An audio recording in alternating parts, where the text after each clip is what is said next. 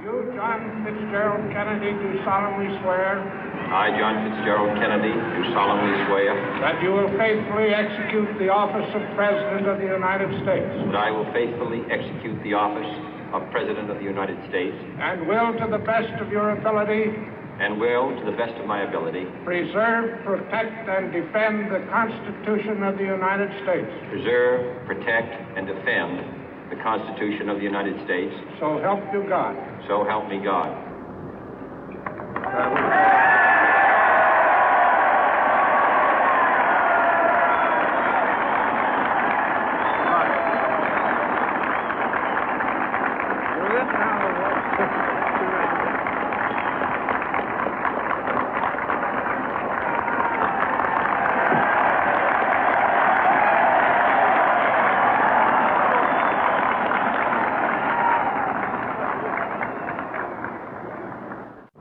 Vice President Johnson, Mr. Speaker, Mr. Chief Justice, President Eisenhower, Vice President Nixon, President Truman, Reverend clergy, fellow citizens.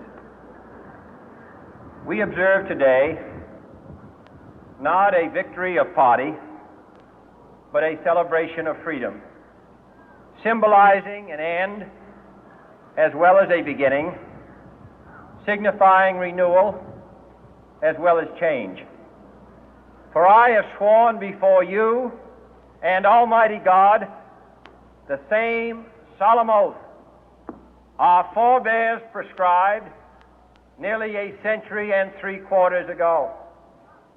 The world is very different now, for man holds in his mortal hands the power to abolish all forms of human poverty and all forms of human life. And yet the same revolutionary beliefs for which our forebears fought are still at issue around the globe. The belief that the rights of man come not from the generosity of the state, but from the hand of God. We dare not forget today that we are the heirs of that first revolution.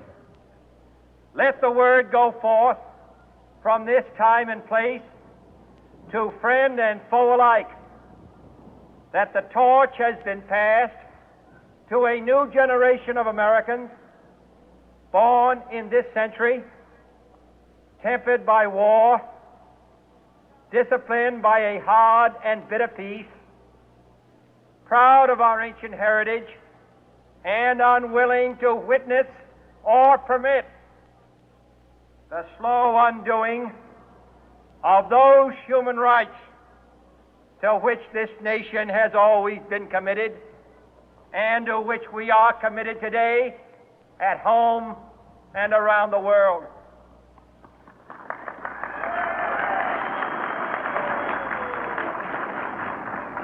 Let every nation know, whether it wishes us well or ill, that we shall pay any price, bear any burden, meet any hardship, support any friend, oppose any foe to assure the survival and the success of liberty.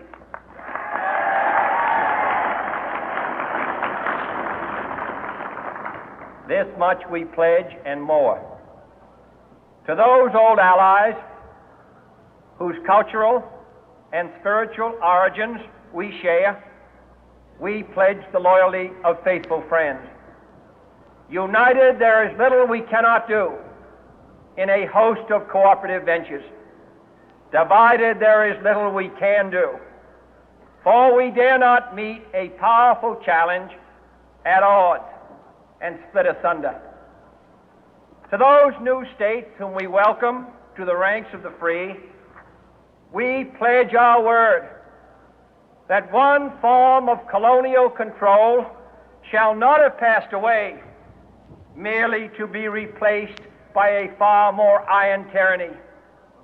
We shall not always expect to find them supporting our view, but we shall always hope to find them strongly supporting their own freedom, and to remember that in the past, those who foolishly sought power by riding the back of the tiger ended up inside.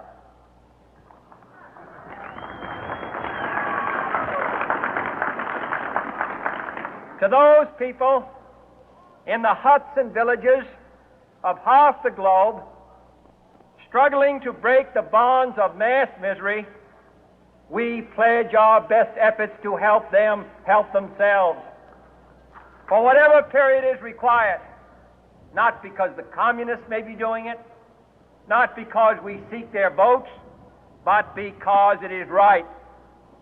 If a free society cannot help the many who are poor, it cannot save the few who are rich.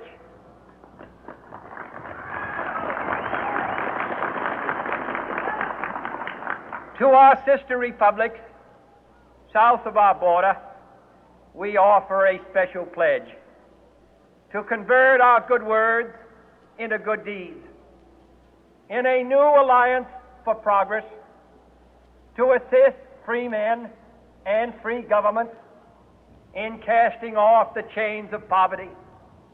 But this peaceful revolution of hope cannot become the prey of hostile powers. Let all our neighbors know that we shall join with them to oppose aggression or subversion anywhere in the Americas. And let every other power know that this hemisphere intends to remain the master of its own house.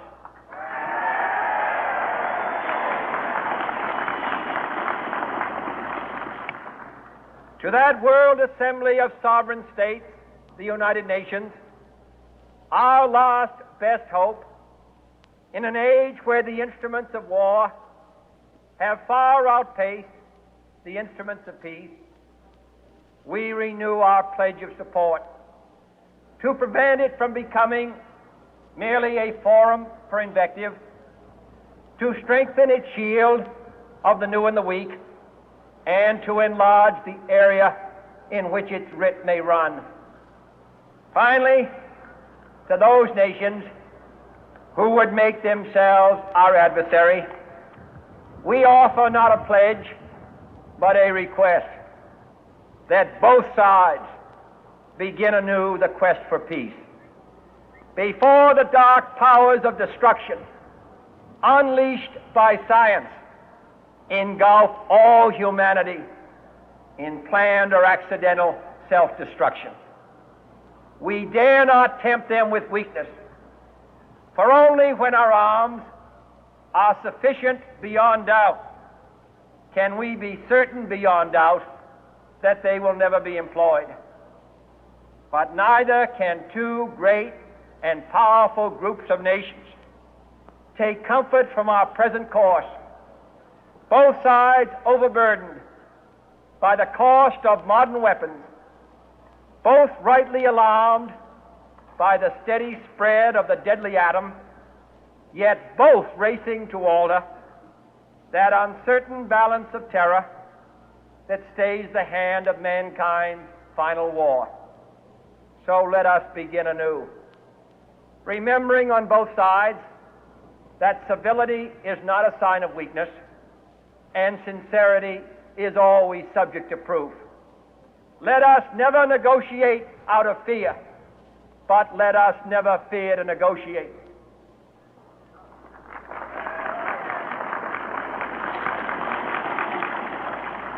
Let both sides explore what problems unite us, instead of belaboring those problems which divide us. Let both sides, for the first time, formulate serious and precise proposals for the inspection and control of arms, and bring the absolute power to destroy other nations under the absolute control of all nations.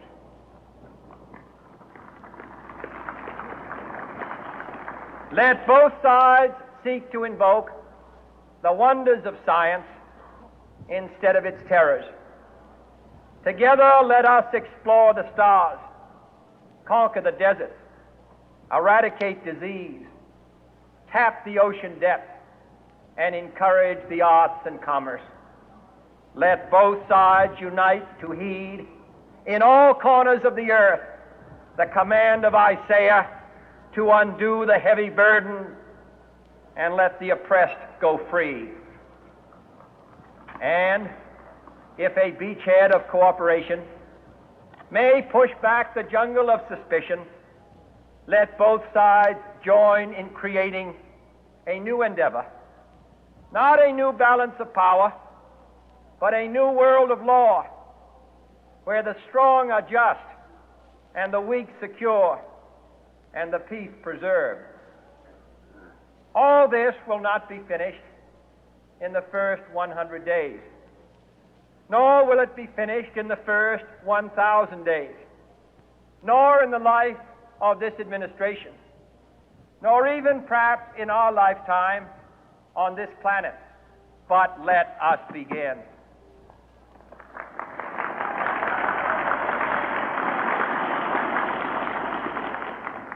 In your hands, my fellow citizens, more than mine, will rest the final success or failure of our course.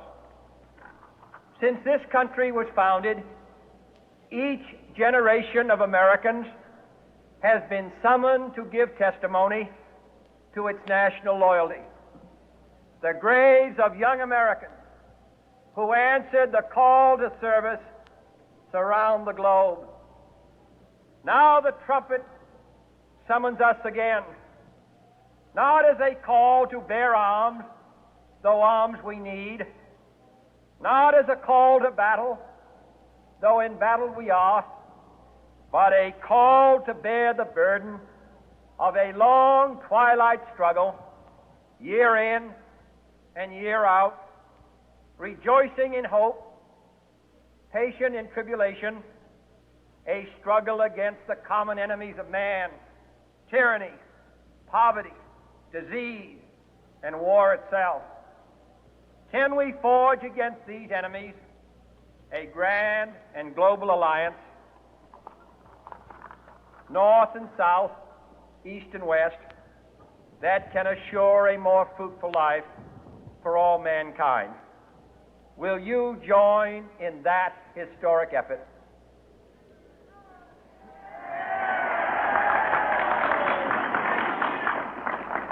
In the long history of the world, only a few generations have been granted the role of defending freedom in its hour of maximum danger.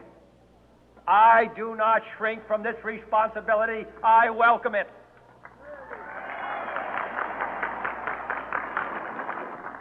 I do not believe that any of us would exchange places with any other people or any other generation. The energy, the faith, the devotion which we bring to this endeavor will light our country and all who serve it. And the glow from that fire can truly light the world.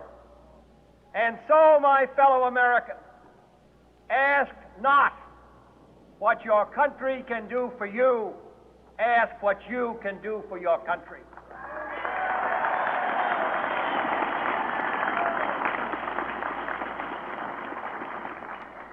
My fellow citizens of the world, ask not what America will do for you, but what together we can do for the freedom of man.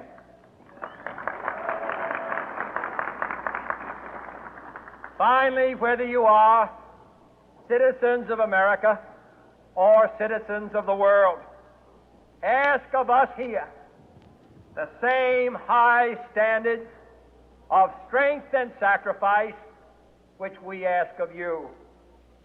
With a good conscience, our only sure reward, with history the final judge of our deeds, let us go forth to lead the land we love, asking His blessing and His help